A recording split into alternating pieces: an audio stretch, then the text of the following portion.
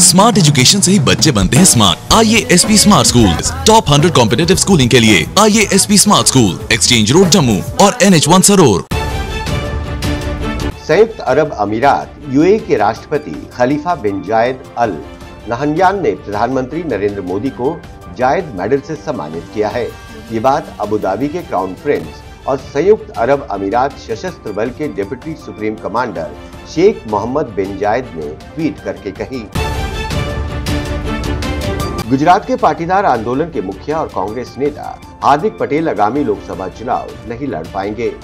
Supreme court ने मेहसाना दंगे मामले में उन्हें मिली सजा पर रोक लगाने संबंधी याचिका पर सुनवाई करने से इनकार कर दिया है। दूसरे चरण के लिए नामांकन दाखिल करने की आखिरी तारीख 4 अप्रैल है। ऐसे में हार्दिक पटेल का चुनाव लड़ना असंभव है। केरल के वायनाड में राहुल गांधी के नामांकन के बाद प्रियंका गांधी ने उनकी तारीफ की। प्रियंका ने ट्वीट करते हुए लिखा, मेरा भाई मेरा सच्चा दोस्त है और वो सबसे साहसी है जिसे मैं जानती हूँ।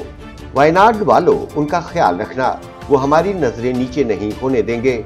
नामांकन के बाद रोड शो के दौरान कार्यकर्ताओं का हजूम उमड़ पड़ा।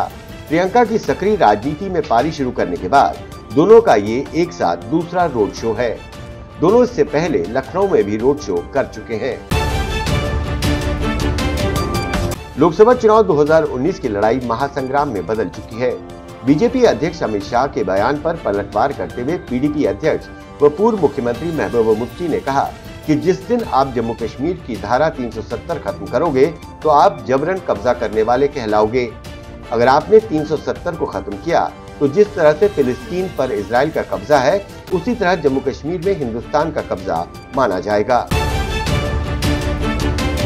करतारपुर कॉरिडोर को लेकर पाकिस्तान की ओर से किसी प्रकार का संवाद होने की बात पर विदेश मंत्रालय के प्रवक्ता रवीश कुमार ने कहा कि हमने अपनी रिपोर्ट पर अपनी आपत्ति जाहिर की थी, जिसमें कहा गया था कि पाकिस्तान द्वारा विवादास्पद तत्वों को एक समिति में नियुक्त किया गया था जिसे करतारपुर गलियारे से जोड़ा जाना था, इसलिए हमने बैठक को स्थगित कर दिया है। भारतीय वायुसेना के लड़ाकू विमानों ने पुंछ जिले के LOC के आसपास करीब आधे घंटे तक गश्त लगाई। इससे एक बार फिर से पूरे क्षेत्र में दहशत व्याप्त हो गई। लोग पाकिस्तानी विमानों की घुसपैठ की आशंका के चलते सहम गए और मोबाइल से फोटो खींचने लगे। सूत्रों के अनुसार LOC के उस पार POK में पाकिस्तानी लड़ाकू विमानों के उड़ान भरने की सूचना पर भारतीय क्षेत्र में घुसपैठ की आशंका को देखते हुए ये गश्त लगाई गई। वहीं सेना के अनुसार भारतीय लड़ाकू विमानों की गश्त एक समान प्रक्रिया है। उधमपुर श्रीनगर हाईवे पर हफ्ते में सिर्फ 2 दिन सुरक्षा बलों की मूवमेंट, प्राइवेट वाहनों पर प्रतिबंध लगेगा। लोकसभा चुनाव में सुरक्षा बलों की मूवमेंट में सरकार ने बड़ा फैसला लिया है। जम्मू श्रीनगर नेशनल हाईवे पर हफ्ते में 2 दिन सिर्फ सुरक्षा बलों की मूवमेंट होगी। इन 2 दिनों के दौरान प्राइवेट वाहनों पर पूरी तरह से प्रतिबंध रहेगा।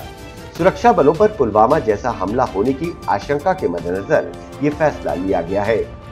हर हफ्ते रविवार और बुधवार को सुबह 4 बजे से लेकर शाम 5 बजे तक हाईवे सिर्फ सुरक्षा बलों के काफिले के लिए खुलेगा। जम्मू कश्मीर में बीजेपी अध्यक्ष अमित शाह ने उधमपुर सीट से पार्टी के उम्मीदवार डॉक्टर जितेंद्र सिंह के समर्थन में रैली को संबोधित किया। इस दौरान उन्होंने पीडीपी, कांग्रेस और नेशनल कॉन्फ्रेंस पर जमकर निशाना साधा। उन्होंने कहा कि कांग्रेस अपना घोषणा पत्र में अफवाह को हटाने की बात कर रही है। वहीं पीडीपी ने भी जब सरकार में थी तो ऐसी ही मांग उठाई थी। इसी वजह से बीजेपी ने गठबंधन तोड़ दिया। चीन ने बुधवार को एक बार फिर पाकिस्तानी आतंकी संगठन जैश-ए-मोहम्मद के सरगना मसूद अजहर के बचाव की कवायद शुरू की। चीन ने अमेरिका के उस बयान के लिए एक बार फिर चेतावनी दी जिसमें अमेरिका ने मसूद को वैश्विक आतंकी घोषित कराने के लिए सभी उपलब्ध तरीकों का उपयोग कराने की धमकी दी थी। चीन ने कहा, वॉशिंगटन का ये कदम इस मुद्दे को जटिल बना रहा है जो दक्षिण एशिया में शांति व स्थिरता के अनुकूल नहीं।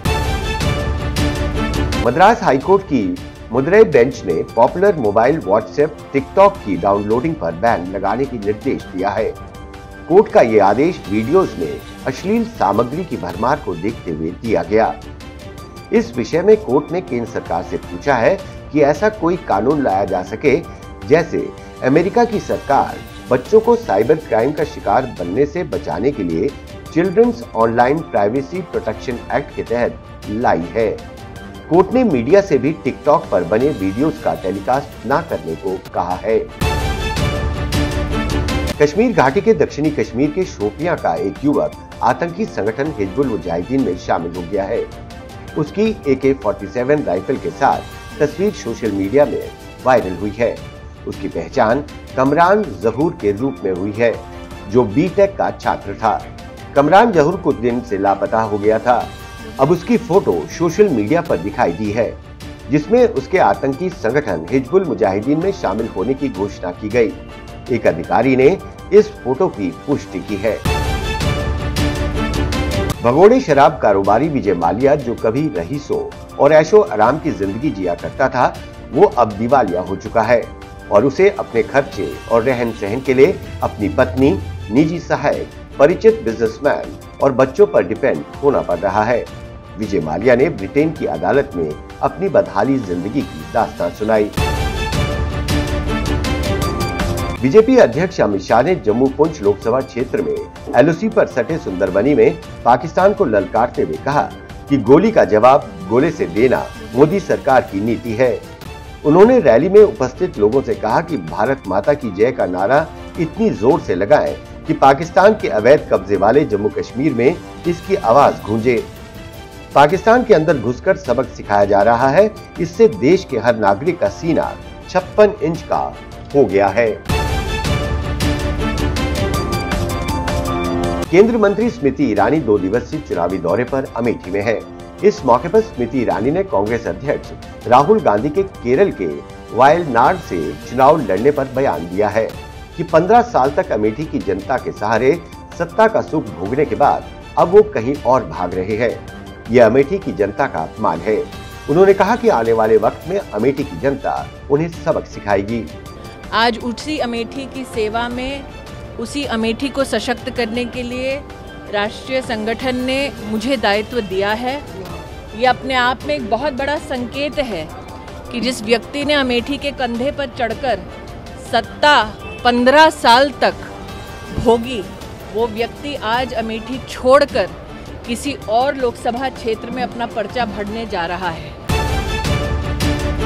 पाकिस्तान के वित्त मंत्री असद उमर ने यह दावा किया है कि पाकिस्तान का मूल ऋण इतना अधिक हो चुका है कि वो दिवालिया होने की कगार पर है। उमर ने ये बात इस्लामाबाद में सोशल मीडिया के साथ देश की अर्थव्यवस्था के संबंध में सवाल के जवाब में कही।